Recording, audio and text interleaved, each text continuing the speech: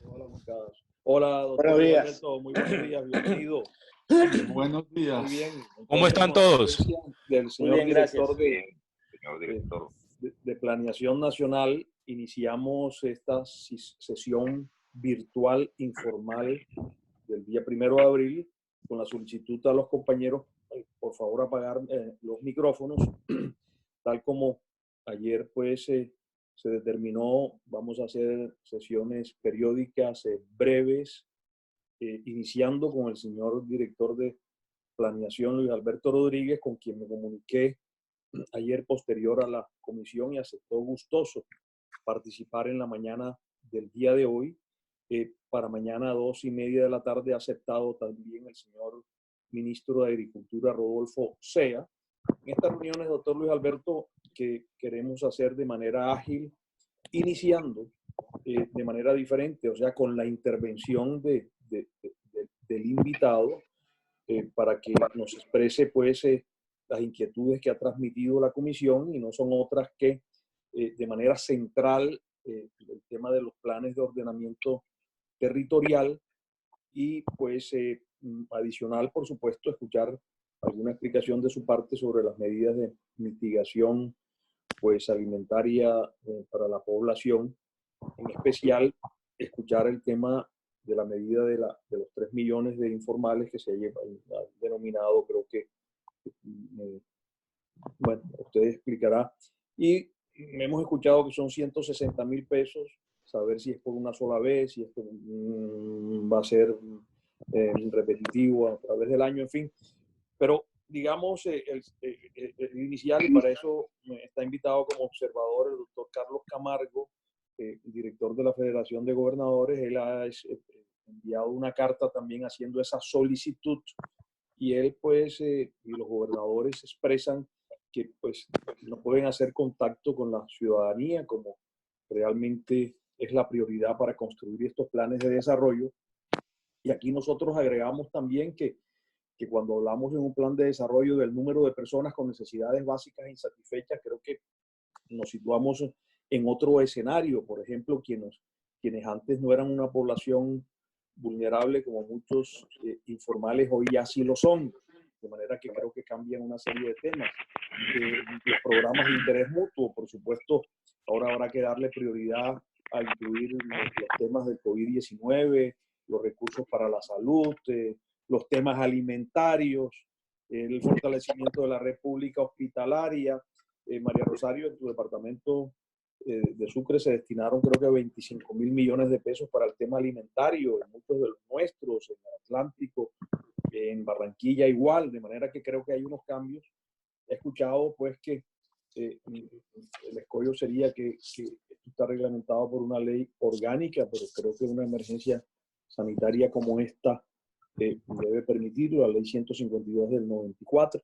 De manera que, sin más preámbulo, señor director, dándole nuevamente la cordial bienvenida, agradeciéndole nuevamente haber aceptado la invitación, pues tiene usted el uso de la palabra, y al final pues habrá una breve también ronda de preguntas, nuevamente expresando que son reuniones breves, y en la medida en que ayer el senador Amin expresó que la comisión cuarta sesiona a las 10 de la mañana, y luego también fuimos convocados los voceros de los partidos a la misma hora, de manera que será una reunión sucinta, ágil, pero ojalá con resultados importantes para el país. Muchísimas gracias, doctor Luis Alberto Rodríguez, tiene el uso de la palabra. Senador, muchísimas gracias a usted por la invitación, y como se lo dije ayer y se lo reitero aquí a todos los integrantes de la Comisión de Ordenamiento y Descentralización, a mí es siempre un gusto. Yo me siento como en casa en esta comisión, por supuesto. Hemos tenido en estos primeros meses, porque llevo pocos meses en planeación, desafortunadamente muchas urgencias, primero en los trámites legales y de leyes que teníamos al final del periodo legislativo del año pasado, y ahora pues con esto del COVID, pero bueno, aquí estoy, y siempre estoy presto a todas las solicitudes que hacen, y cuenten con el Departamento Nacional de Planeación, no solo como invitado cuando ustedes lo consideren, sino cuando ustedes creen que necesitan información adicional para sus discusiones internas o con otros actores del sector privado, público, de gobiernos locales. Estamos prestos a suministrar información, por supuesto, a procesar lo que ustedes requieran, los análisis que ustedes necesiten y que consideren para el buen funcionamiento de esta comisión. Me voy a ir a los dos temas puntuales que usted plantea y que algunos de los senadores aquí también habían comunicado en muchas ocasiones, digamos, directamente conmigo o con otros colegas del gobierno. El primero tiene que ver con los planes de desarrollo locales. Y yo comparto con usted, como usted en vocero en este momento de la comisión, y como seguramente muchos ya lo han expresado en redes sociales o en cartas o en comunicaciones, la preocupación de cómo es planear con un mundo sin pandemia y un mundo con pandemia, ¿no? Eso es totalmente diferente. Por ejemplo, para no ir muy lejos, y yo uso un ejemplo meramente económico. Mire, una familia que vive de un sector de servicios, que es un sector ampliamente caracterizado por informalidad laboral. La informalidad laboral en Colombia, desafortunadamente, antes de la pandemia, estábamos en una tasa del 44% de todos los ocupados de Colombia, que son más o menos 22 millones. El 44% de esos 22 millones eran informales. Como una medida, de hecho, conservadora. Si uno usa medidas más drásticas, la informalidad puede ser más alta. Y hay ciudades y hay regiones como donde soy yo y como son muchos de ustedes en el Caribe, por ejemplo, o en el Pacífico, donde la tasa de informalidad puede ser incluso el 60 o el 70% en algunos municipios. Esos hogares, muchos de ellos no estaban en vulnerabilidad, a pesar de que justamente estaban en un mercado informal y que no tenían de pronto protección social o cosas por el estilo. Algunos de ellos tenían unos ingresos que les permitían tener una calidad de vida que excedía en la línea de pobreza, ¿sí? Y le voy a poner ejemplos puntuales. Sectores como el de los peluqueros o el de sectores del sector servicio, no sé, los mototaxistas.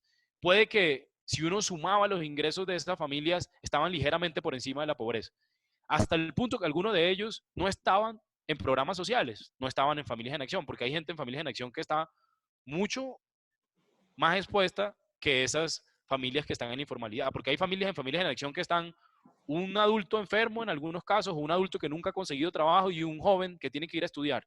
Esas familias, por supuesto, son más vulnerables que una familia que de alguna manera tiene un trabajo informal, ¿sí? Si uno los compara categóricamente, pues efectivamente la primera estaría mucho más expuesta.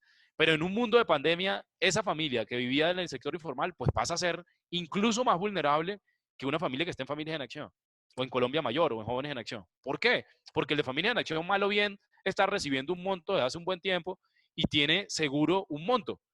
Pero el señor que vivía de la informalidad, que vendía aguacates en la esquina o que trabajaba de estajo, etcétera, ese señor pasó de un valor que estaba por encima de la línea de pobreza a cero, de un día al otro. Y no recibe Familias en Acción, no recibe Colombia Mayor. Entonces, eso efectivamente plantea unos retos muy importantes, no solo a nivel nacional, sino a nivel local, a nivel departamental, municipal, incluso el ordenamiento mismo, ¿sí? La discusión del ordenamiento territorial alrededor de los informales, que ha sido tan popular, de si uno debe prohibir la venta de empanadas o no debe prohibir la venta de empanadas, y hay gente que exagera con esos ejemplos, etcétera, y que pone caricaturas de esa problemática, se vuelve totalmente diferente en una época de pandemia. Pero para irme al grano, voy a poner los dos temas que usted me ponía al principio. El primero era los planes de desarrollo local. Yo comparto que efectivamente en un mundo con pandemia hay que reestructurar metas, hay que reestructurar incluso programas, hay que reorientar recursos. Algunos lo han hecho, otros lo están haciendo. Yo creo que el gobierno está dando lineamientos y algunas ciudades capitales están dando lineamientos también de cuál es como la dirección correcta, o al menos pareciera ser la correcta, sin negar que es una pandemia y que no hay nadie que sepa absolutamente qué es lo que hay que hacer. Pues el que diga que sabe perfectamente qué es lo que hay que hacer, pues está mintiendo, porque en realidad es primera vez que el mundo entero vive una pandemia como esta, y la muestra es que hay países desarrollados que están teniendo estrategias muy diferentes. Países muy similares, de niveles de ingresos similares, de problemas similares, de condiciones sociodemográficas y económicas muy similares, y tienen estrategias totalmente diferentes. Eso muestra que es un problema muy complejo. Hemos recibido la solicitud explícita. Yo he recibido varias comunicaciones solicitando la extensión de parte del gobierno nacional de los plazos para la aprobación de los planes de desarrollo locales. tanto municipales como departamentales. En eso compartimos la preocupación que en un mundo con pandemia seguramente los planes de desarrollo son diferentes. Si bien eso es cierto, vale la pena recalcar que pareciera, nosotros estamos haciendo todas las consultas, no solo a nivel interno del gobierno, sino por fuera del gobierno, si efectivamente nosotros tenemos alguna posibilidad de hacer eso. ¿Por qué? Porque específicamente el artículo 15 y los siguientes al artículo 15 de la ley 137 de 1994, que es la ley que reglamenta, es una ley orgánica, de carácter orgánico, no es una ley ordinaria, efectivamente reglamenta las características, el alcance, los límites de los planes de desarrollo, que no es la discusión ahorita. Ahorita la discusión es única y exclusivamente los cronogramas, ¿sí? Digamos, desde el punto de vista legal y procedimental. Pero es en una ley orgánica donde dice que después de arrancado el periodo de los gobiernos locales, a los 4 meses debe tener aprobado el plan nacional, el plan local de desarrollo. Es en una ley orgánica que por alguna manera están los cronogramas. Los otros cronogramas se han diseñado ya de manera informal, ¿sí? O de alguna manera con unas leyes reglamentarias o con decretos o con circulares. Pero en realidad las fechas que tenemos, así como está en el Estatuto Orgánico Presupuestal, por ejemplo, que dice el 20 de octubre tiene que estar aprobado el presupuesto, y tiene una ley orgánica y ni siquiera por decreto de emergencia podrían aprobarlo en un momento diferente, ¿sí?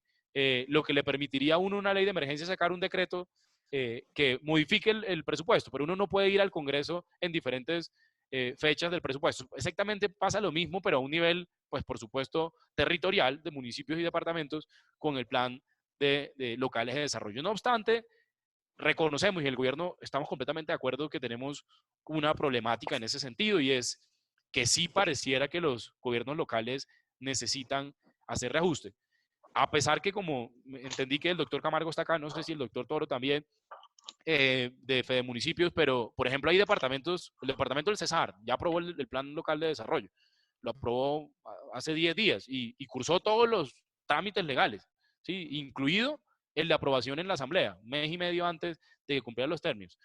Municipios en Antioquia, otros municipios en el Caribe también han aprobado ya su plan. Hay otros que ya hicieron gran parte del procedimiento y simplemente les falta las sesiones en el consejo o la asamblea, sí, o sea, ya tienen el plan montado, ya hicieron el proceso participativo, etc. También hay otros en los que la participación por manera virtual es más difícil, porque hay comunidades donde el acceso a Internet no ha penetrado, hay comunidades que por su característica, por ejemplo, de minorías, como son por ejemplo, los ROM, no es sencillo porque hace parte de su historia, de su cultura, de su organización social, estar dispersos y estar rotando, etc. Entonces, eso lo hace difícil. Pero para responder puntualmente, el gobierno nacional entiende la problemática, estamos analizando todas las formas de poder resolverlo. Inicialmente se hicieron,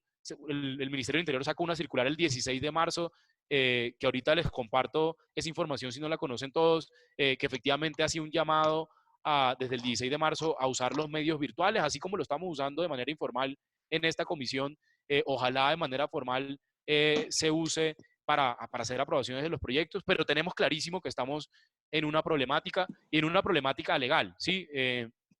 Porque es una facultad del Congreso, pues cambiar, los únicos que pueden cambiar las leyes orgánicas, pues efectivamente es el Congreso de la República, con el agravante que eso requiere unas características adicionales a lo de la emergencia económica, ¿sí? Por decreto de emergencia económica, casi que, pues yo no soy abogado, yo soy economista, pero los conceptos que tengo, tanto de personas al interior del NP, como del Ministerio del Interior, de Hacienda, informal virtual de la Comisión de Ordenamiento Territorial con el director del DNI. Micrófono, María Rosario, perdóname. Tienes que apagar el micrófono, por favor.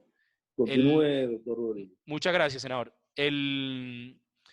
Efectivamente, conceptos de presidencia, la mayoría, digamos, que entienden ese cuello de botella que tienen los municipios y los departamentos ahorita, pero también pareciera haber un consenso entre los abogados dentro del gobierno y por fuera del gobierno, que tenemos un asunto ahí legal muy importante. Esa es como mi primera lectura, reiterando el compromiso. Nosotros hemos hecho mesas de trabajo con la Federación de Departamentos y la Federación de Municipios para resolver una cantidad de problemas. hemos resuelto algunos de regalías. En la comisión rectora la semana pasada resolvimos unos, hay otros que vamos a resolver por decreto de emergencia, en poder permitirle a los municipios, por ejemplo, hacer traslados presupuestales con mayor facilidad para poder atender esta emergencia, poder usar recursos de las cuentas maestras. Estamos cualquier cantidad de iniciativas en los que me gustaría que en alguna otra ocasión, de repente la próxima semana, tengamos otra sesión informada y les cuento a detalle cosas que pueden estar funcionando para los municipios y los departamentos, que hemos hecho a nivel de circular y otros a nivel de decreto de emergencia. Y dentro de la línea de trabajo está resolver este cuello de botella, pero insisto que no pareciera ser un asunto tan sencillo. Ahora el segundo, el de la informalidad. En este trabajo de adaptarnos, el presidente nos decía a todos los integrantes del gabinete, hicimos un grupo de trabajo entre el Ministerio de Hacienda, el Ministerio de Comercio, el DPS, el DNP, la Superintendencia de Industria y Comercio, la Superintendencia Financiera, empresas del sector privado, por ejemplo, las empresas de telefonías móviles, las empresas que registran información del sistema financiero, no exactamente bancos, sino los que registran la información, por ejemplo, Experian o Transfilla, que tienen aglomerado toda la información del sistema financiero. Pudimos hacer una base de datos consolidada para encontrar esas personas con las que iniciábamos hablando, que eran familias que antes no estaban en vulnerabilidad, pero que en pandemia están pasando un mal rato, tienen una crisis. Encontramos que son cerca de 3 millones de hogares. 3 millones de hogares que no están en familias en acción, en jóvenes en acción, en Colombia Mayor, pero que están viviendo una tragedia desde el punto de vista económico, a pesar que es la dirección correcta, cuidarnos todos en nuestra casa como lo estamos haciendo nosotros, ustedes y yo en este momento, trabajando de manera virtual desde la casa, pero nosotros tenemos la facilidad que tenemos un contrato laboral que nos permite seguir trabajando y que nos sigan pagando. Pero, desafortunadamente, hay unos hogares, cerca de 3 millones de hogares, o sea, casi 10 millones de colombianos, que como nosotros no necesitaban un subsidio de familias en acción, que como nosotros no necesitaban un subsidio de Colombia Mayor, que como nosotros no necesitaban un subsidio de jóvenes en acción, pero que en estos momentos sí necesitan una transferencia, una ayuda del Estado. Ese programa el presidente le ha llamado ingreso solidario. Esa fue la tarea que nos puso hace 2 semanas el presidente en cuanto anunciamos la emergencia económica. El mismo día, ese día se empezó un grupo de trabajo que el presidente anunció ya la semana pasada y que esta semana, a final de semana, empezaremos a hacer los giros de los 3 millones de hogares que tenemos ahí. Arrancaremos, por supuesto, con los que estamos más seguros de que son los que tienen esa cuenta bancaria, porque algunos de ellos, por ejemplo, alguna vez en su vida habían tenido una cuenta bancaria. Hay otros que sabemos que no tienen una cuenta bancaria, pero estamos absolutamente seguros que tienen un número de celular activo y que lo han usado en estos días. Esa información nos la dieron, por ejemplo, las empresas de telefonía. No nos dio los nombres y ese tipo de cosas, sino, mire, este número de celular que está asociado a este número de cédula, que nunca ha tenido un subsidio, efectivamente ha estado activo y lo tiene la persona que lo registró, o lo tiene otra persona, etc. Esa información, usando esa información, este final de semana vamos a arrancar a hacerle un giro de 160.000 pesos inicialmente para estos días que van de aquí al 13 de abril, que es la decisión que el presidente de la República ha tomado hasta el momento, que son 160.000 pesos precisamente para que esas familias que antes no necesitaban, probablemente ahora necesiten incluso más que los mismos que han estado recibiendo una transferencia siempre. Nosotros hemos estado trabajando en los dos frentes, en lo de las familias que reciben, pero que en estos momentos pueden necesitar más, porque al interior de la casa puede que tengan un gasto mayor, ¿sí?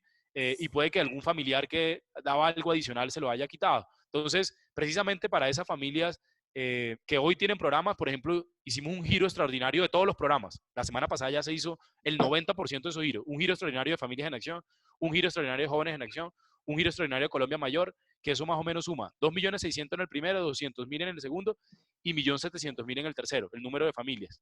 Hicimos lo de la devolución del IVA, que lo arrancamos ayer con 1 millón de hogares, y paralelamente estamos trabajando con los 3 millones de hogares que esperamos que esta semana, al final de la semana, empiecen a recibir, porque estamos, así como lo han dicho muchos de ustedes, y en nombre del presidente de la República, les agradezco a todos ustedes quienes de manera constructiva han estado enviando propuestas por redes sociales, por cartas, por mensajes de texto, y creemos que precisamente por eso hemos podido hacer una cosa que se lo digo yo como economista. Hace 5 años, 10 años, a nosotros nos enseñaban, hace 10 años, 12 años, cuando yo estaba en la universidad, nos decían que era imposible devolver el IVA. Era imposible devolver el IVA. A mí en la universidad me enseñaron que era imposible devolver el IVA, que no se podía identificar cuánto pagaba la gente de IVA, que no se podía identificar quién era la gente más pobre y que físicamente yo no le podía mandar la plata. Yo me acuerdo hace 12 años en clase de Economía Colombiana en la Universidad Nacional de Colombia, donde me dijeron que eso no se podía. Hoy, gracias a las ideas de ustedes, que lo alimentaron, por ejemplo, en la Ley de Crecimiento y Empleo, donde se aprobó ese artículo de devolución del IVA, en diciembre estamos devolviendo el IVA. Estamos ya a 1 millón de personas corrigiendo esa injusticia que era cobrarle la misma tarifa a las familias de mayores ingresos y los de menores ingresos.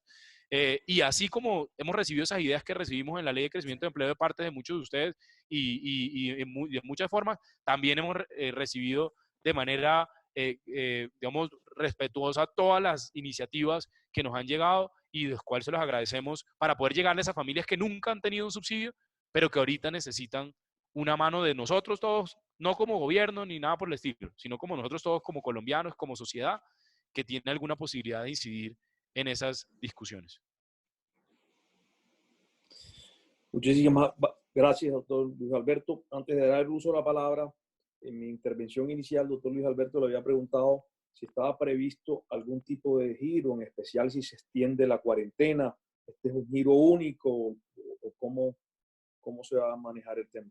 Inicialmente está pensado el giro de 160.000 pesos de manera extraordinaria por una vez para esas familias.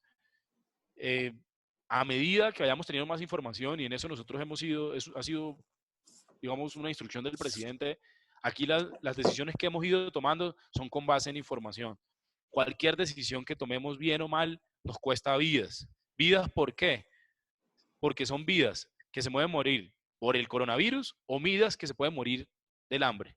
Cualquier decisión que tomemos sobre cómo funciona la sociedad en una época de pandemia, que nadie tiene una respuesta infinita, necesita información. Es por eso que nosotros hemos ido tomando las decisiones a medida que vamos conociendo la información que científicamente, no científicos del gobierno, expertos de afuera, algunos internacionales como son algunos que trabajan en el Imperial College en Londres, que son los mismos que están asesorando a la mayoría de los países del mundo, que es el centro epidemiológico más importante del mundo.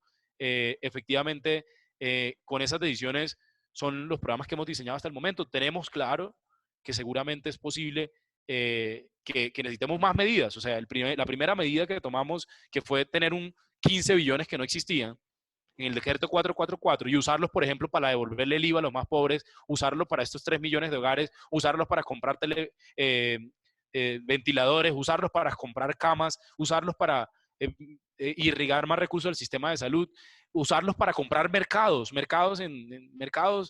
anchetas para poder entregarle a las familias en algunos lugares que el efectivo ni siquiera se usa. Hemos usado esos recursos y eso es una medida de las primeras semanas y por lo pronto el ingreso solidario, que será un giro de 160.000 pesos, está diseñado pues de aquí al 13 de marzo, que todo el mundo, de abril, perdón, que todo el mundo lo reciba una vez. Luego, a medida que tengamos más información, pues iremos, por supuesto, les estaremos, ojalá en el seno de esta comisión, de manera informal o formal, si ustedes lo permiten, yo puedo hacer de vocero de alguna manera del gobierno y estar contándole qué estamos revisando, qué estamos escuchando, qué estamos pensando, para, así como lo hemos recibido en las medidas anteriores, que muchos han salido de ideas de ustedes y así lo hemos reconocido públicamente, pues también alimenten las decisiones del futuro. Muchísimas gracias nuevamente, doctor Luis Alberto. Ofrezco a los honorables senadores el uso de la palabra y por favor hacerlo de manera breve y puntual. Veo al doctor Eduardo Pacheco y recordemos que también en la aplicación hay un sitio donde están los punticos que dice levantar la mano. Veo también levantando la mano el senador Werner Zambrano y por favor Sandra nos ayuda a organizar quienes más están solicitando el uso de la palabra porque lo están haciendo a través de la pantalla. Levanté la mano, de manera que tiene el uso de la palabra también, doctor Londoño. Ok, ya lo escribo. Entonces, inicialmente el senador Eduardo Pacheco. Por favor, apagar micrófonos. Solo el doctor Pacheco con el micrófono encendido. Doctor Eduardo. Honorable senador. Señor presidente, saludo al director Luis Alberto Rodríguez. Solo quiero hacer una pregunta conectada con la informalidad. ¿En cuánto aumentaron los recursos para que las entidades territoriales puedan organizar los respectivos planes de contingencia para los casos de la informalidad? Muchas gracias, doctor Pacheco. La idea es recibir todas las inquietudes y enseguida, pues y al final el uso de la palabra al doctor Rodríguez para que la responda a todas. El senador Werner, tiene el uso de la palabra. Gracias, presidente. Gracias, señor presidente. Se prepara el Señor senador director, Jorge Eduardo Londoño. Doctor Luis Alberto, un cordial saludo. Muchas gracias por estar aquí. La duda, los gobernadores, tengo entendido que tenían información que los recursos de regalías, esos de ahorro, se les iba a hacer una distribución ahora en esta época. Recursos que fueron destinados para esta emergencia y que se van a devolver en 10 años.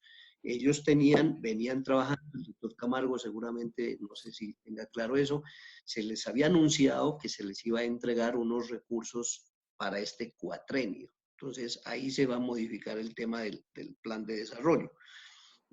Ya nosotros charlé con el gobernador de Nariño, me decía que les habían ofrecido de ese ahorro 170.000 millones de pesos. Con base en eso se venía trabajando el plan de desarrollo. Lo otro, ustedes sacaron un link para mirar las personas, ese millón de colombianos que se les va a devolver el IVA. Mucha gente nos han llamado a decir, miren, yo no aparezco, ¿qué toca hacer?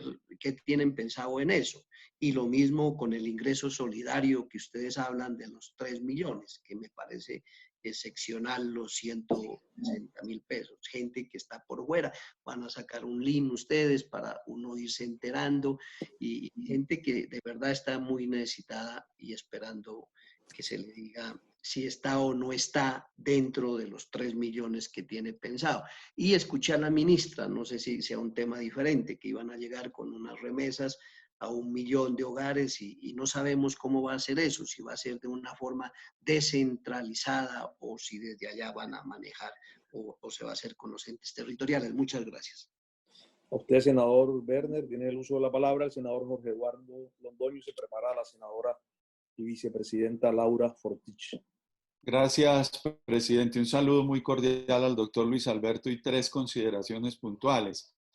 La juridicidad de ampliar los plazos yo no la pongo en discusión, es muy fácil. Es que la ley 137 del 94, que es una ley estatutaria, autoriza al presidente en estados de excepción a suspender derechos fundamentales. Pues el hecho de que estemos nosotros en nuestras casas nos están suspendiendo un derecho fundamental como es el de la libre locomoción. Si eso está permitido, mucho más ampliar un plazo. Yo a eso no le veo ningún problema jurídico, eso lo podría hacer el presidente por medio de un decreto de estado de excepción. Segundo, director, es necesario depurar los SISBEN y eso hay que hacerlo urgentemente.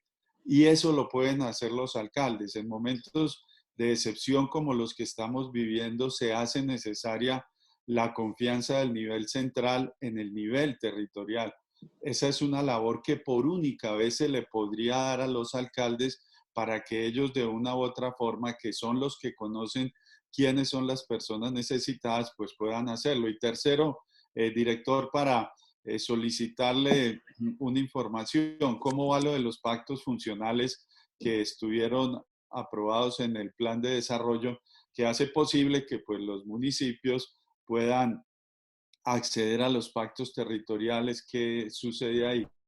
De resto, pues son cosas que seguramente en las otras reuniones iremos conversando. Gracias, presidente. A usted, senador Londoño, creo que no había visto algunos que por el WhatsApp me habían pedido el uso de la palabra, pero entonces el orden, salvo que alguien no lo haya notado, sería Laura Fortich, Miguel Amín, Mariel Rosario Guerra y Mauricio Gómez. Tiene el uso de la palabra la senadora y vicepresidenta Laura Fortich. Si alguien, pues también me puede escribir por el WhatsApp. Hola, muchas gracias, señor presidente. Un saludo especial al doctor Luis Alberto, a su equipo de trabajo y por supuesto a todos los compañeros de la Comisión de Ordenamiento Territorial.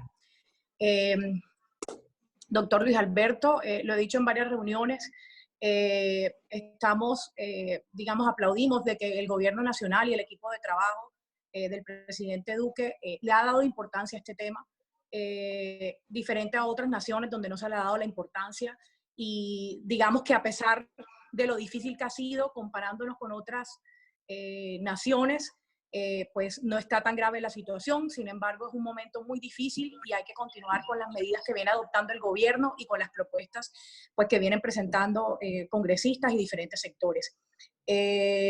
Cuentan con nuestro apoyo incondicional. Y bueno, quería hablar primero el tema de articulación.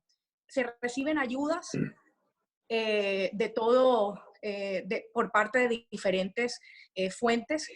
Ojalá con el gobierno nacional se pudiera articular muy bien con los gobiernos locales. Yo sé que no es fácil, pero a veces están llegando las ayudas a unas familias particulares y otras se quedan por fuera. Al lograr una verdadera articulación se puede optimizar mejor la llegada de estas ayudas. Me refiero principalmente al tema de alimentos.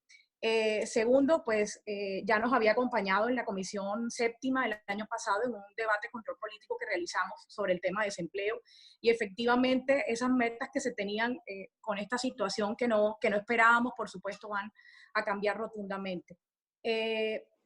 Hemos presentado, y el Partido Liberal va a presentar unas propuestas referentes a estas personas que no están recibiendo ningún beneficio. Muy bien, usted lo decía y lo tiene claro.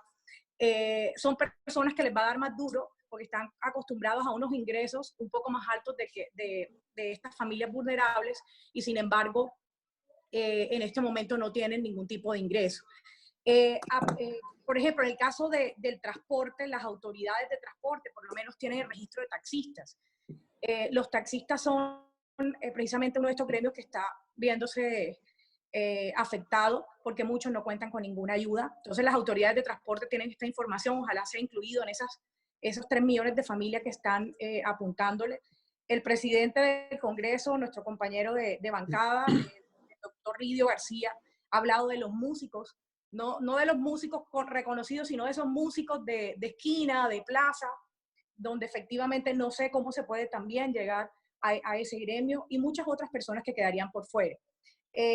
Hay una iniciativa que han manejado algunos gobiernos locales, que es un registro único transitorio, donde las personas se inscriban y se pueda hacer un cruce por lo menos con estos programas de que efectivamente no hayan sido beneficiarios, con el propósito de que personas que de pronto no se puedan tener contempladas de las fuentes que están teniendo en cuenta, pues puedan tenerlas contempladas en ese momento. Bueno, director, era simplemente manifestarle eso, pedirle a Papá Dios que nos ilumine a todos, principal a ustedes y a los gobiernos locales, para salir prontamente de esta situación y que continúen las cosas mejor en nuestro país. Muchísimas gracias, señor presidente, por la palabra. Senadora Laura, senador Miguel Amín, y repito, María Rosario Guerra, Mauricio Gómez, y se inscribió también hace un momento el senador Feliciano Valencia. Muchas gracias, presidente. Un cordial saludo a Luis Alberto. Simplemente unas inquietudes, Luis Alberto. Estamos de acuerdo con las iniciativas y las leyes emanadas por el señor presidente. Quería preguntarle solamente, en el campo del tema del adulto mayor, familia en acción, en esos programas que ya están preestablecidos, donde han ustedes dispuesto unos recursos, ¿qué porcentaje le ha llegado realmente a la población? Es un tema que nos preocupa mucho porque vemos hoy que mucha gente anda en la calle porque quiere recuperar esos recursos y eso conlleva a que puede haber contaminación. El otro tema que es importante para nosotros es hacer nuevamente una reunión contigo para retener de tu propia voz los argumentos y la incidencia de estos proyectos de ley dentro del Departamento de Planeación. Por ejemplo, va a ser flexible, digamos, un tema que quería preguntarte, que es flexible los requerimientos del proyecto de regalía en las medidas que ha tomado el gobierno para los departamentos.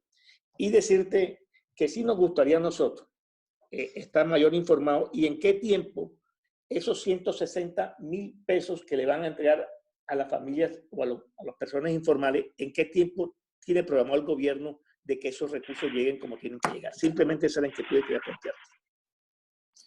Muchísimas gracias, senadora Min. Tiene el uso de la palabra la senadora María del Rosario Guerra. Muy buenos días nuevamente a todos y al director de Planeación. Me alegra saludarlo. Yo tengo 4 reflexiones, Luis Alberto. La primera, si bien Valledupar pudo hacer su plan de desarrollo a tiempo, Muchos de los municipios de sexta categoría no tienen la infraestructura ni de internet, ni estaban preparados para poder hacer este trabajo. Por eso, ayer incluso el alcalde de Pereira se comunicó, me dijo, senadora, ¿cuándo van a sacarlo de los planes de desarrollo? Porque ellos no se esperaban esto, ellos ya tenían una agenda de participación ciudadana para poder armar el plan. Entonces, yo sí les pido que se pueda hacer y se pueda dar un lineamiento claro. Todos están angustiados porque el tiempo ya es un mes y muchos de ellos estaban solo en el proceso de iniciar el escuchar a los ciudadanos. Entonces yo sí quiero insistir y dejar sobre la mesa ese tema. El segundo, recuerdo que hay como 4 o 5 billones de los recursos de regalías que no se habían ejecutado, que han pensado, porque no solo hay que pedirle al gobierno nacional, yo he dicho en todas las reuniones que se debe pedir también a las autoridades locales que hagan un esfuerzo propio. Algunos lo están haciendo con mercados, con ayudas directas, pero como hay unos recursos que son de las regiones, ver si esos recursos pueden ser focalizados y priorizados los de este año para esa emergencia. El tercer tema, lo dije ayer en una reunión que tuvimos también de comisión y lo he dicho en otros foros, me preocupa sobremanera los estratos 3 y 4. ¿Por qué? Yo entiendo que siempre nos volcamos a los estratos 1 y 2 y que la política pública prioritariamente atiende a los estratos 1 y 2.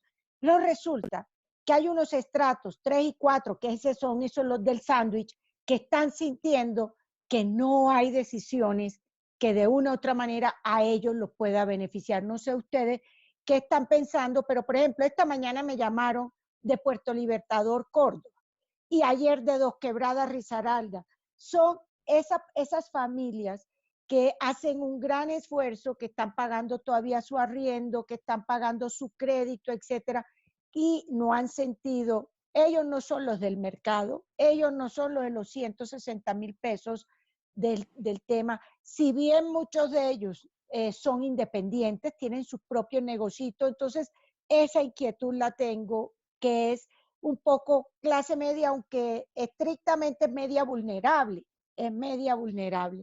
Y la cuarta inquietud, ¿qué va a pasar con aquellos, tal vez el senador Londoño lo tocó, pero lo quiero de manera específica tocar para el Golfo Morroquillo, ¿qué va a pasar con la ejecución de los planes especiales territoriales como la del Golfo Morroquillo, si se van a ver frenados o si ustedes siguen trabajando en el tema? Esas eran mis 4 inquietudes. Gracias y los felicito. Están haciendo un trabajo serio, un trabajo ponderado, un trabajo que la ciudadanía valora y que nuestras oraciones para que lo siga iluminando y fortaleciendo. Gracias.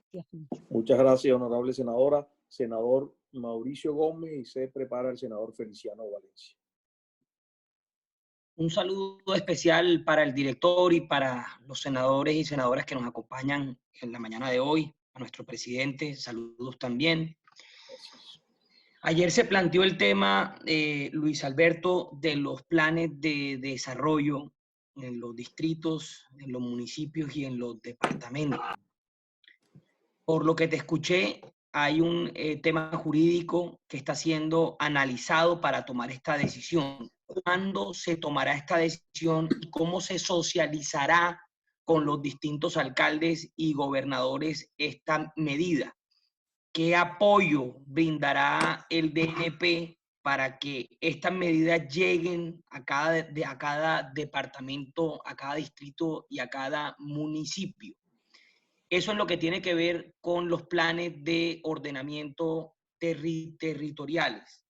Yo quisiera saber qué planificación tiene el gobierno en cuanto a tiempos de los 160,000 pesos.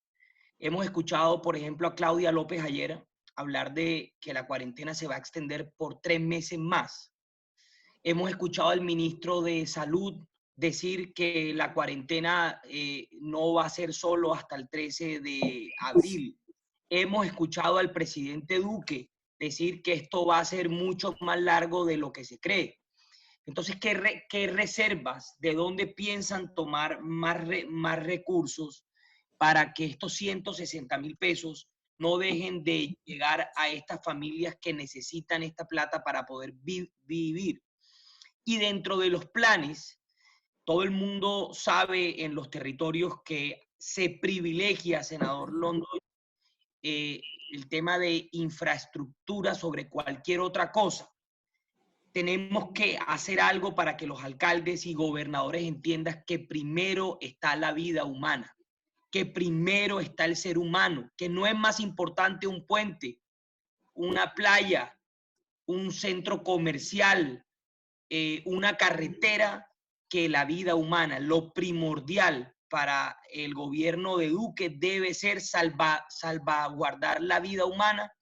Yo sé que usted es un hombre estirpe roja y sé que lleva eso en su sangre y sé que también, señor director, piensa igual que yo, pero sí quisiera tener claridad sobre, sobre ese tema. O sea, ¿cómo vamos a llegar nosotros a capacitar a muchos alcaldes sobre esta materia para que entiendan esto?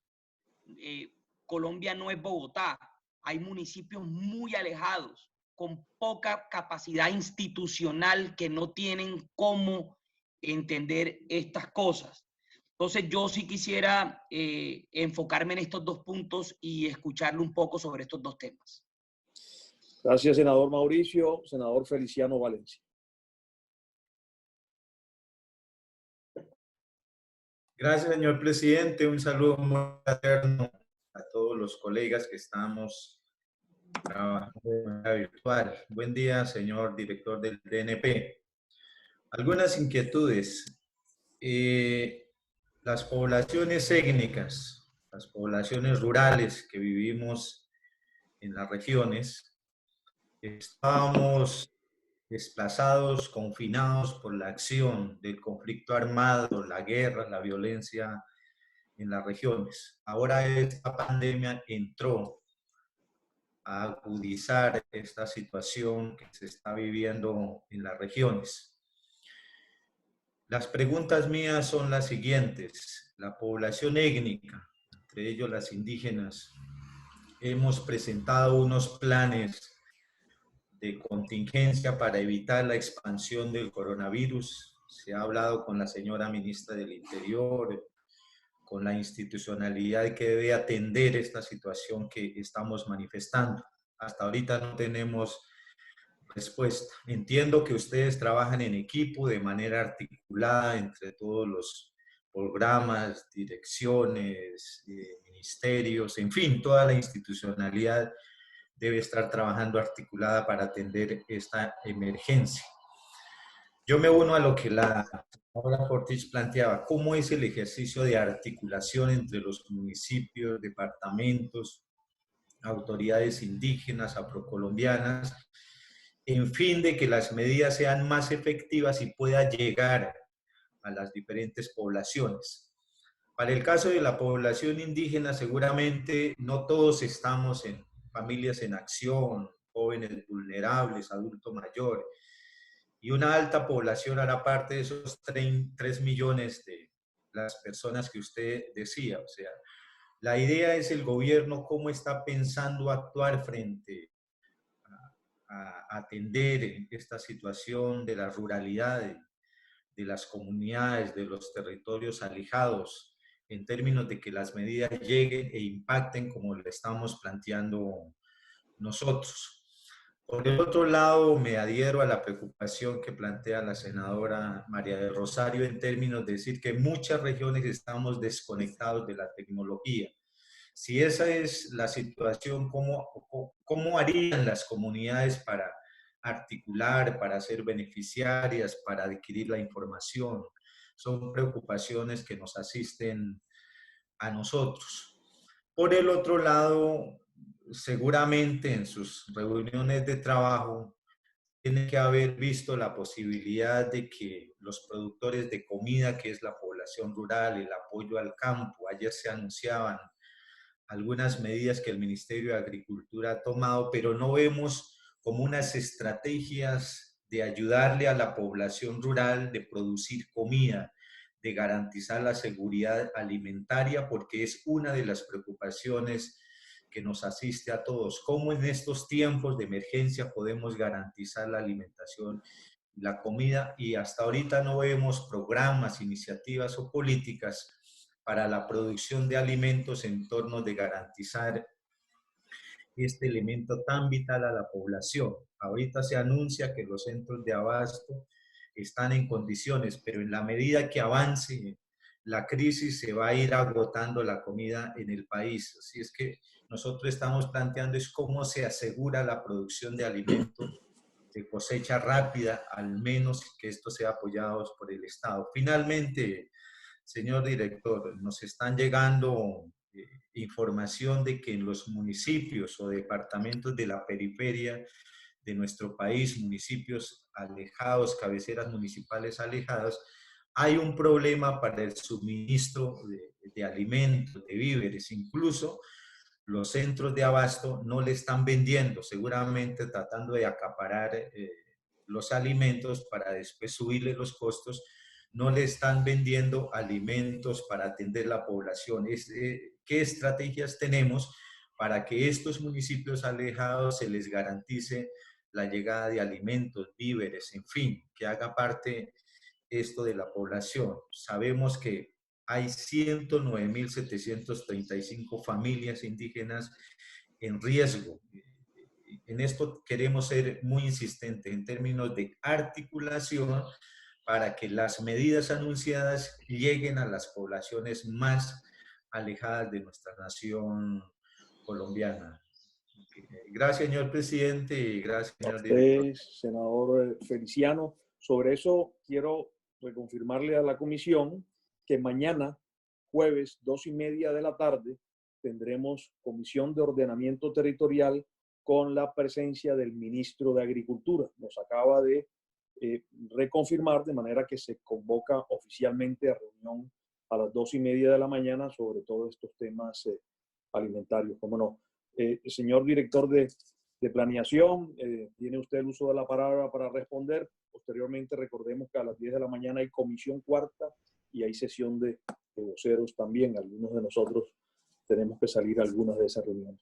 Doctor Luis Alberto, nuevamente agradeciéndole estar aquí con nosotros.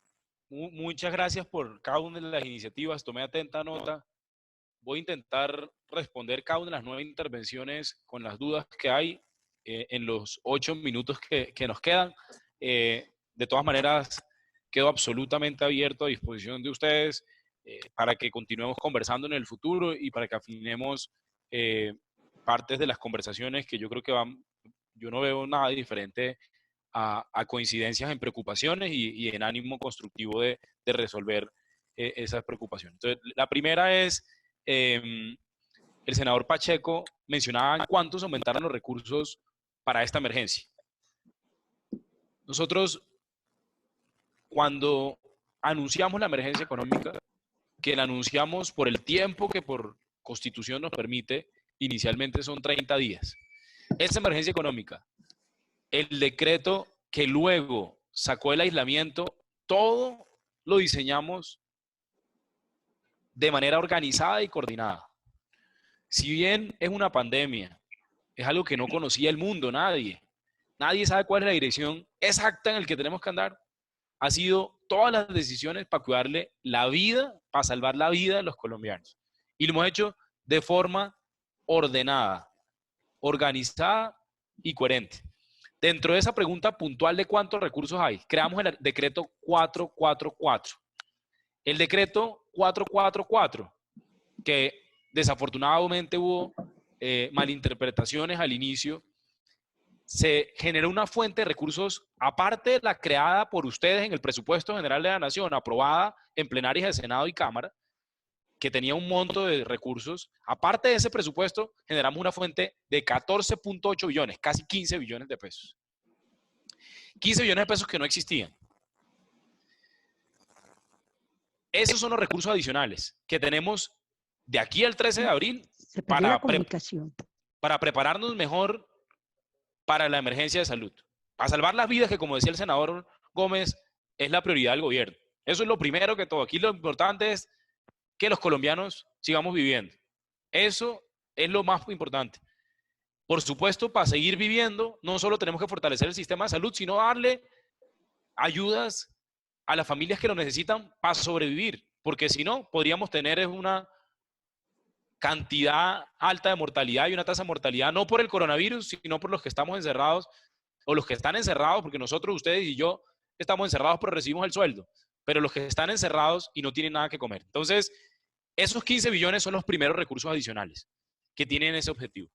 Eso puntualmente a la pregunta del senador Pacheco. Segundo, y pega mucho con la pregunta del senador Zambrano, que hablaba precisamente de los desahorros de lo que se conoce como el FAE, el Fondo de Ahorro y de Estabilización de Precios del Petróleo, y del FOMPET. En nuestra estrategia del FOME, del decreto 444, nosotros no hemos cambiado ningún cronograma de desahorro de las entidades territoriales. Ninguno. Los recursos que iban a desahorrar en el FAE o el FOMPET, en estos 4 años, en 10 años, en 15 años, lo van a seguir desahorrando.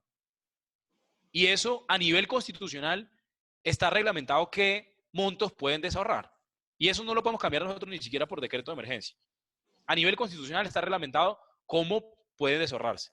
Afortunadamente, el Congreso de la República ha reglamentado eso en épocas muy difíciles. En el 98, en el 99, ha reglamentado eso de una forma muy sólida que nos permite hoy, por ejemplo, crear el FOME, el Fondo de Emergencia Económica del decreto 44, sin tocar nada de los municipios y los departamentos ahorita. Había, por ejemplo, una discusión sobre el decreto 44 que creó esos 15 billones en los que el gobierno se endeudó, que, por ejemplo, con la alcaldía de Bogotá hubo una malinterpretación.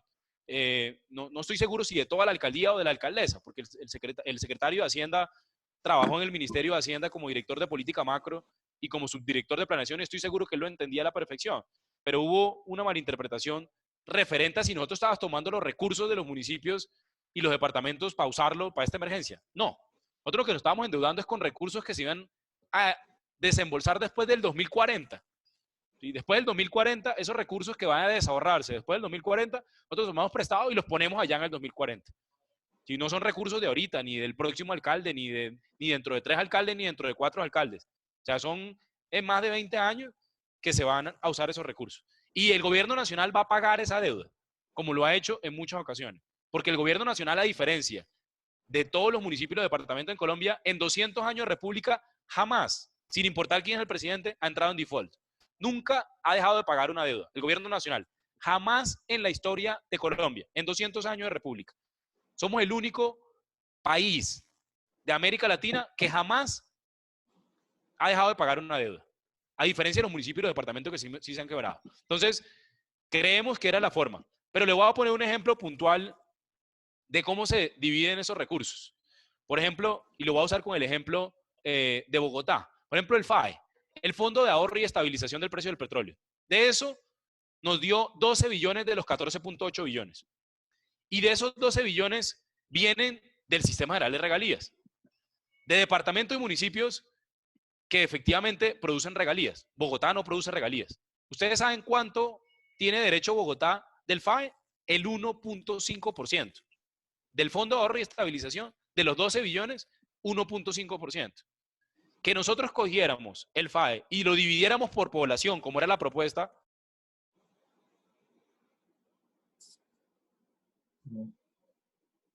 Se cayó la señal.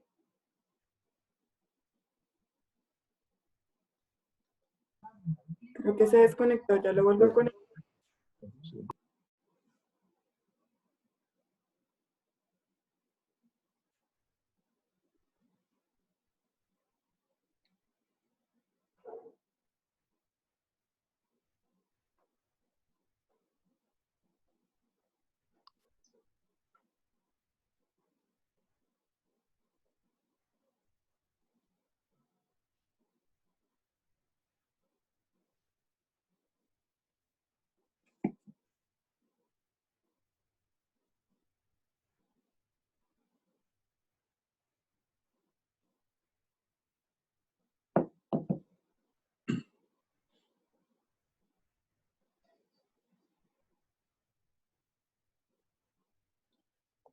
Presidente, se ha dejado la barba usted, ¿no?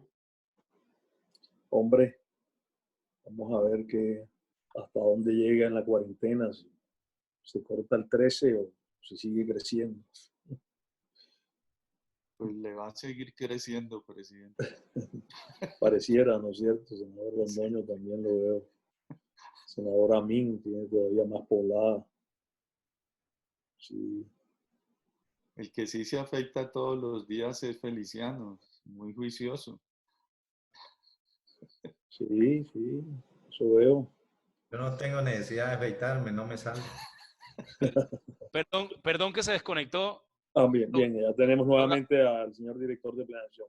Los gajes del oficio desde la casa.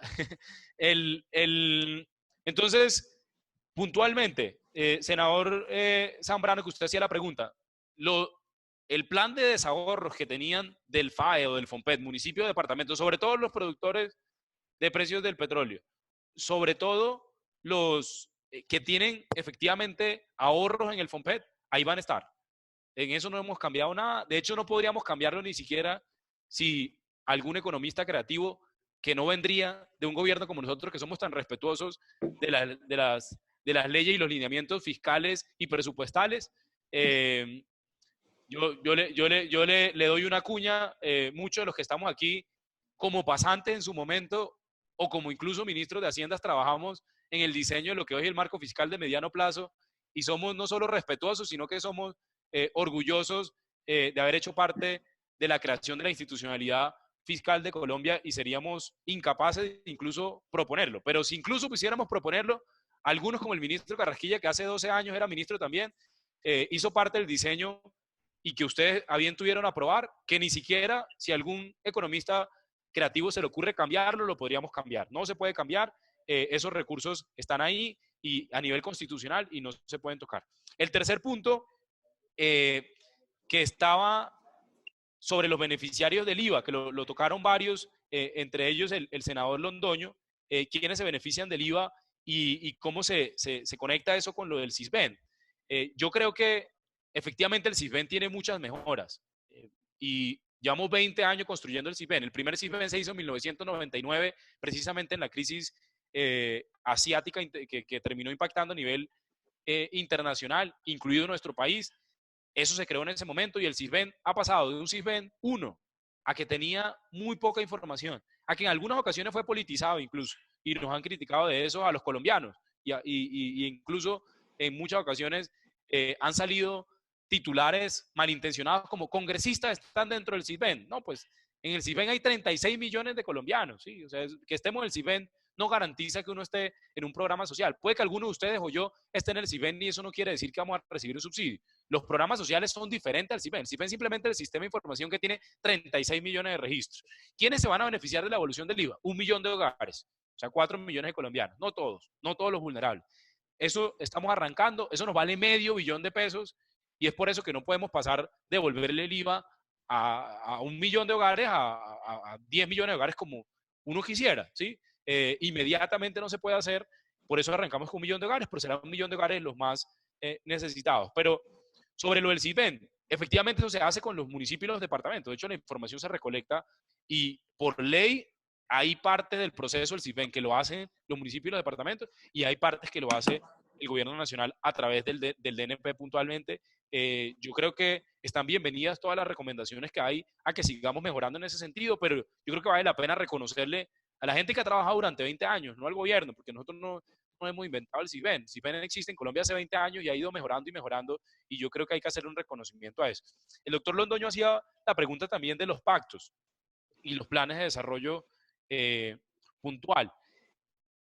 Los pactos firmamos unos, y esos pactos que firmamos siguen en ejecución. Por supuesto, hemos tenido que disminuir de alguna manera la ejecución, no ni siquiera por la falta de recursos, porque hay algunos recursos de ellos asignados, sino sobre todo por la fase de ejecución. Ahorita intentar reunir a 10 alcaldes, 8 alcaldes y 2 gobernadores para hablar de un proyecto que vamos a empezar a ejecutar en 2 meses en medio de esta emergencia, yo creo que no sería lo más oportuno. Pero puntualmente creemos que el país debe funcionar a los 2 carriles, en salvar las vidas, proteger al país de esta pandemia y al mismo tiempo no dejar de lado lo que se ha venido discutiendo, por ejemplo, el sistema de regalías que ustedes reformaron y nuevamente, como lo he hecho infinitas veces en público, un reconocimiento del Congreso por esa reforma del sistema general de regalías que le dio tanta descentralización al país, que le quitó tanta centralización y que le quitó tanta burocracia al sistema general de regalías. Ese sistema general de regalías que ustedes aprobaron el año pasado, el acto legislativo 005 del 2019, que entra en vigencia el 1 de enero del 2021, sin lugar a duda, es en el centro de esta comisión mucho más descentralizada. La senadora Fortich hablaba de lo que le llamamos de alguna manera clase media vulnerable, hogares que viven del sector informal. Efectivamente, para nosotros es una gran preocupación. Usted mencionaba el de los músicos que no son famosos, los músicos de la esquina, de pueblo, tradicionales que tienen ingresos de alguna manera bajos y que ahorita con una economía cerrada pues están sufriendo, o el sector transporte, puntualmente el de taxistas, o incluso algunas actividades que en algunas ciudades son ilegales, pero que hay gente que vive de eso, como mototaxismo, para ponerle un ejemplo. Esos sectores, yo creo que gran parte de esos sectores van a estar en los 3 millones de hogares que tendrá el programa Ingreso Solidario. Nosotros hemos recibido base de datos de todo el mundo, de todos los ministerios, para poder terminar de cruzar toda esa base de datos y esos hogares. El senador Omín preguntaba la ejecución de las ayudas que se han diseñado. Mire, el 90% de los giros extraordinarios de Familias en Acción, Jóvenes en Acción y Colombia Mayor, al lunes, que es el último corte de datos que yo tengo, ahorita lo vuelvo a pedir, al lunes de esta semana, se han hecho el 90% de los giros extraordinarios de esos 3 programas. 90% de los giros. En el de devolución del IVA, que lo arrancamos ayer a las 8 de la mañana, y les voy a pasar por aquí, por el chat, la página web del programa, porque hay muchos mitos alrededor de cómo se hace. Hay gente que dice que si le pagan no sé cuánto de los 75.000 los meten en la lista y no sé qué. Eso no es cierto. Ya ahí hay una página del DNP en el que pueden ingresar y ahí puede, desde ayer a las 8 de la mañana, entre ayer a las 8 de la mañana, al dato que yo tengo de anoche a las 12 de la noche, no he pedido el de esta mañana, llevábamos 140.000 giros. Del millón de giros que vamos a hacer de aquí al viernes, 140.000 giros. Ya habían recibido. Teníamos la página, incluso teníamos visita, imagínense. En la página del DNP, que solo no es muy tan visitada porque ahí es puro estudios y documentos y ese tipo de cosas que solo leen ustedes y los economistas en muchas ocasiones, porque son documentos pesados, etcétera. Estábamos teniendo 7.000 visitas por minuto. 7.000 visitas por minuto. Gran parte de ellos hacen parte de ese millón de hogares y gran parte de ellos hacen parte de los 140.000 que ya ayer recibieron. Pero en una próxima conversación al final de la semana o la próxima semana, no solo viniendo aquí, si quieren yo les mando un informe al final de la semana a través del presidente de la comisión y que les esté contando actualización de esos datos, porque eso es una cosa que estamos haciendo día a día y hora a hora. La senadora María del Rosario planteaba 3 temas, uno que también fue señalado por el senador Londoño de los planes de desarrollo. Vamos, yo en eso reitero el compromiso del gobierno y el mío personal de que revisemos la salida jurídica. Para mí no es, digamos, absolutamente claro, pero sobre todo porque yo no soy abogado ni constitucionalista, yo soy economista y he visto abogados discutiendo el tema y he visto abogados que sustentan a ambas partes y a ambos, digamos, hipótesis y tesis muy plausibles para alguien que no es abogado, ¿sí? Pero yo creo que comparto con ustedes la preocupación, así como hay municipios, no solo el departamento del Cesar, senadora María del Rosario, sino municipios como Río Negro en Antioquia, que casualmente es copartidario suyo, ya aprobó el plan de desarrollo. O sea, no solo lo discutió de manera participativa, no sé qué, sino que lo aprobó en el Consejo.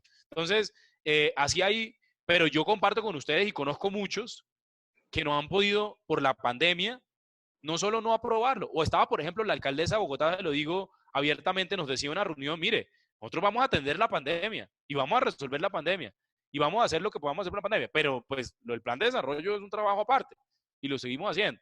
Y hay alcaldes que nos han dicho eso, hay gobernadores que nos han dicho eso y que no quieren atrasar. ¿Por qué? Porque yo también se lo digo, si yo fuera alcalde, intentando ponerme en los pies del alcalde del gobernador, si yo me demoro más aprobando el plan de desarrollo, pues más me demoro ejecutando el presupuesto, más me demoro haciendo las obras que se van a tener que hacer con o sin coronavirus. Le pongo un ejemplo, hay puentes en algunos municipios que hay que hacerlos, porque por ahí pasa la comida y ese puente con o sin coronavirus tocará hacerlo, ¿sí? Porque si no, será más difícil alimentarnos en la época del coronavirus. Entonces, yo comparto la preocupación, pero efectivamente hay que revisar y en el transcurso de esta semana yo creo que se va a resolver ese asunto de cuál es definitivamente la tesis que prima. Segundo, y bienvenidos todos los análisis legales que tengan de sus UTLs o de los partidos en ese sentido, más allá de la solicitud de la preocupación, de cuál creen que deben ser, digamos, los argumentos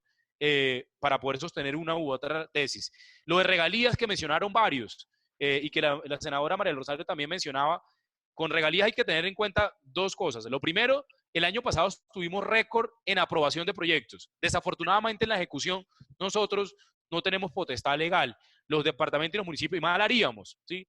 Yo me acuerdo que cuando hubo la transición de los nuevos electos que querían que los que iban saliendo en noviembre y en diciembre no aprobaran proyectos de regalías, pues eso era muy complicado. O sea, para el gobierno nacional no podía meterse en eso porque los alcaldes y gobernadores pues tienen autonomía en cómo lo ejecutan y obviamente hacemos parte de los OCAT y ese tipo de cosas, pero ahí en los regalías hay un trabajo que ojalá ustedes nos ayuden a hacer con los gobernadores y los departamentos, y es que no solo aprueben los proyectos, sino que los ejecuten. Aprueban los proyectos y a veces duran 4, 5, 6 meses para sacar la licitación. Entonces, ahí nosotros hemos bajado de 161 días que tomaba aprobar un proyecto a 61 días, pero todavía no se ejecutan. Pero hay una preocupación que se los dejo aquí a manera de preocupación. De planeación nacional. El presupuesto de regalías, de todas maneras, se hace con un barril de petróleo de $60, 50 y pico dólares en alguna ocasión, 60 y pico dólares.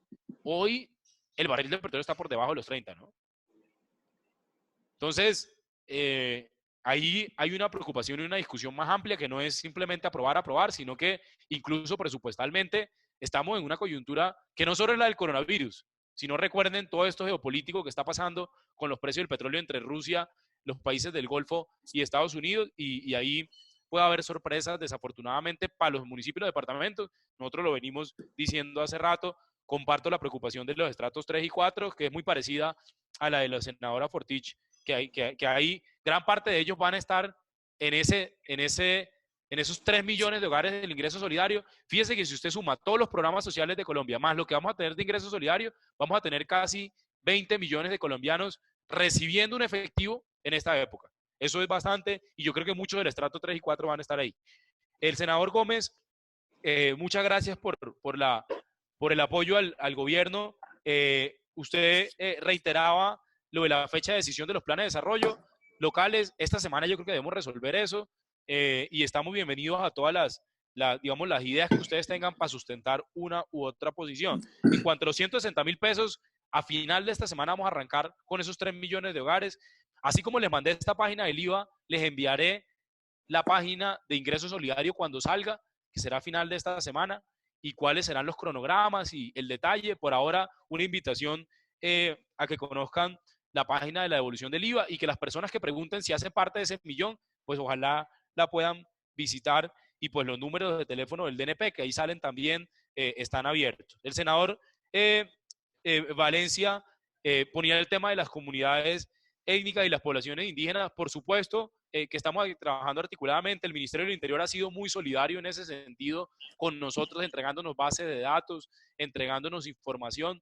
Ellos hicieron un proyecto muy agresivo de llevar 1 millón de mercados en especie en algunos lugares que no reciben Familias en Acción, que no reciben devolución del IVA, que no reciben Colombia Mayor, y ahí la ministra ha hecho un trabajo titánico que estaba por arrancar a entregar los mercados hoy o mañana, pero en el que ella me invitó a participar desde el punto de vista presupuestal. Se consiguió los recursos. Yo creo que eso fue una medida importante. Ella buscó recursos adicionales, por ejemplo, de una solicitud explícita que recibimos de las autoridades indígenas, que ella me la comentó. No me lo mandaron a mí, se lo mandaron a ella como ministerio encargado de estos temas, pero ella me lo comentó y buscamos los recursos, que era algunas guardias indígenas estaban pidiendo protección de salubridad para ellos, porque son ellos los que protegen para que la gente no entre a sus territorios en una época de pandemia y no se ponga a llevar una pandemia donde claramente no ha llegado, ¿sí?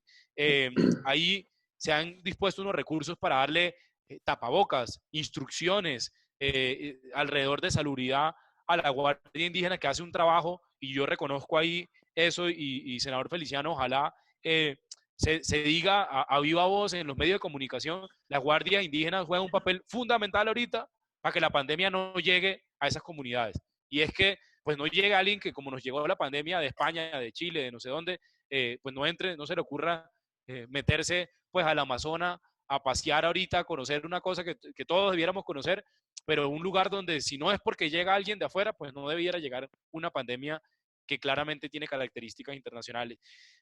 Tengo muchos más comentarios, pero me da vergüenza con ustedes, que sé que tienen comisión económica ahorita, comisión cuarta, y que tienen comisiones de bancadas ahorita a las 10, pero quedo a disposición, a plena disposición de ustedes, y agradecimiento infinito, no solo de esta sesión, sino de muchas de las ideas que han dejado plasmadas aquí, algunas por escrito, algunas en medios de comunicación y otras en redes sociales. Un reconocimiento a los partidos que también nos han hecho llegar sus recomendaciones y pues estamos a plena disposición. La instrucción que tenemos de parte del presidente es seguir trabajando, así sea de manera informal con ustedes, no solo para las ideas, sino para estar informándoles las decisiones que se han tomado, que a veces reconocemos en las 20 horas que nos toca trabajar estos días, las 22 horas que nos toca trabajar para avanzar en los temas de gerencia y de toma de decisiones en medio de la pandemia, no se comunican lo suficiente porque reconocemos que no hay tiempo pues para estar comunicándolo. Pero muchísimas gracias por su invitación y quedamos a plena disposición de ustedes. A usted, señor Muchas director, gracias, director. Mire, tal como lo expresamos en el día de ayer, la mayoría de los partidos políticos aquí ofrecimos ese apoyo al gobierno nacional en estos tiempos de unidad, en estos tiempos de solidaridad. Esta comisión viene pensando en la gente, en la calidad de vida y en la salud de la gente, en los programas sociales, de manera que, y por supuesto en ese contexto le solicitamos una vez más mirar la viabilidad de la prórroga de estos planes de desarrollo territoriales, porque el mundo cambió, Colombia cambió, hoy los planes son otros. Miremos lo propuesto por el senador Londoño en el tema legal, pero creo que es importante encontrar esa salida. A usted, doctor Luis Alberto, muchísimas gracias. A todos los honorables senadores, varios me han pedido ya que nos tenemos que retirar. Nos toca retirar. Sesiones, de manera que damos por finalizada esta sesión que ha sido muy constructiva, muy productiva, repito, pensando en la gente, en los más necesitados, en los más vulnerables de Colombia, y se convoca para mañana a las 2:30 de la tarde con el señor ministro de Agricultura, Rodolfo Sea. Muchas gracias. Mil gracias, buen día. Hasta luego. Gracias, Muchas gracias. directora. Hasta Gracias, luego. doctor Luis Alberto. Gracias.